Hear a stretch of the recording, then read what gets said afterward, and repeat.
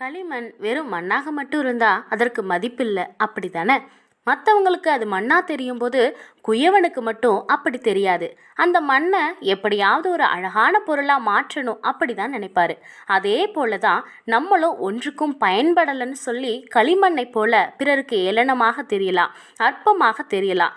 உங்களோட மதிப்பு மற்றவர்களுக்கு தெரியாது, ஆனால் குயவனான ஏசப்பாவுக்கு நல்லாவே தெரியும்.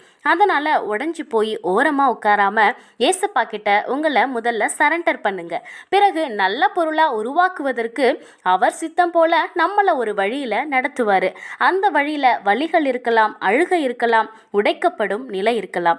ஆனால் இதையெல்லாம் பொறுத்துக்கிட்டு குயவனான ஏசப்பா கையில் மட்டும் நீங்கள் இருந்துட்டீங்கன்னு வச்சுக்கோங்களேன், பிறர் பார்த்து ஆச்சரியப்படுற மாதிரி ஒரு அழகான பொருளாக உங்களை நிச்சயம் மாற்றிடுவாருங்க நம்ம ஏசப்பா.